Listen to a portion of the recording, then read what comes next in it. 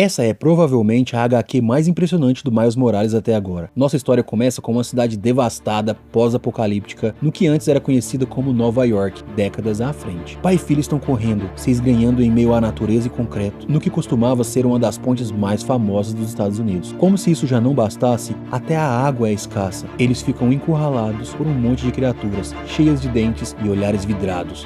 O pai diz para a filha correr, para que pelo menos ela se salve. Ela diz que os monstros já mataram a mãe dela e não vai deixar que levem o pai também. O Homem-Aranha chega na hora exata para salvar o dia, mas eles não chamam mais de Homem-Aranha. Agora ele é conhecido como El Alcaide, ou o Prefeito. Esses monstros, apelidados por eles como germes, não são feridos por armas nem facas, mas por sorte, eles são derrubados com bioeletricidade. Miles oferece água para os sobreviventes e os leva para o Brooklyn, o único lugar habitável e seguro que eles conhecem por ali. E isso porque o lugar é protegido por uma esfera que repele todos os monstros e algumas pessoas também. O scanner consegue identificar pessoas realmente más e as repele. A vice-prefeita da cidade se chama Maxine Lee. O Aranha, ou o prefeito, pede Maxine para chamar ele de tio Miles, como ela o chamava quando criança. Ela insiste em chamar ele só de prefeito para manter a moral.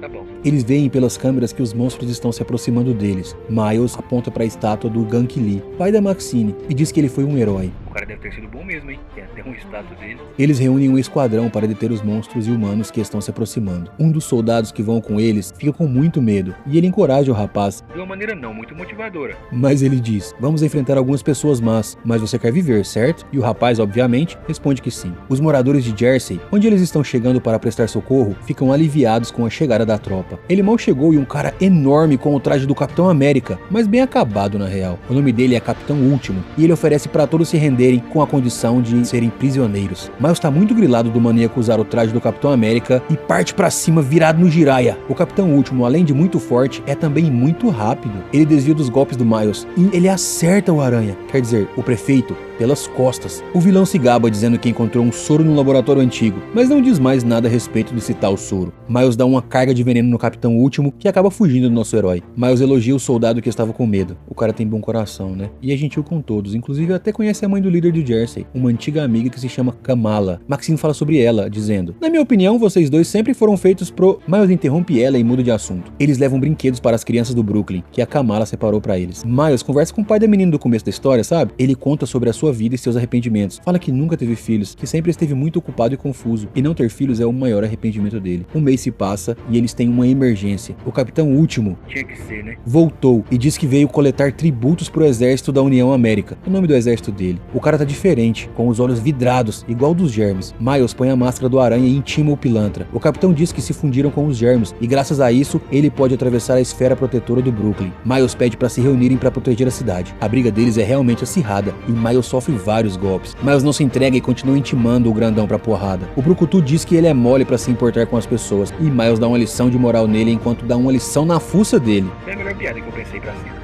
Os bandidos continuam forçando a entrada e ainda conseguem entrar, e alguns soldados da defesa acabam sendo mortos. E lembra do soldado que estava com medo da missão anterior, que conversou com o Miles? Pois é, o nome dele é Travis, e ele acaba sendo um dos que mais ajudam dessa vez. O Capitão Último, além de continuar lutando, não enfraquece nem se cansa por causa do maldito soro. Miles fica invisível, consegue pular no pescoço do filho do capiroto e bate no cara, que continua de pé, e Miles diz, muito durão, vai precisar de mais do que isso para te derrubar. Vai precisar de tudo. Dá pra ver a preocupação nos olhos dele nessa cena. Ele olha para as pessoas da cidade, os civis, e fala, uau, nós realmente fizemos algo muito bonito, não é? E dá tudo de si, numa carga de veneno no Capitão Último. Ele conseguiu, ele derrotou o vilão, mas pagou um preço alto por isso. Alto demais até. Ele pagou com a própria vida, viveu como um herói e morreu como uma lenda. No dia seguinte, eles fazem uma homenagem ao Miles e Maxine discursa para todos, dizendo que ele era uma lenda, e ela finalmente o chama de tio Miles perto de todo mundo. E ainda fala que, desde os 13 anos, ele viveu para salvar, proteger e deixou uma lição muito importante, de que precisamos nos proteger e não podemos esquecer de sermos felizes, de nos divertir nessa jornada tão incrível que é a vida. E dessa forma emocionante, o episódio acaba.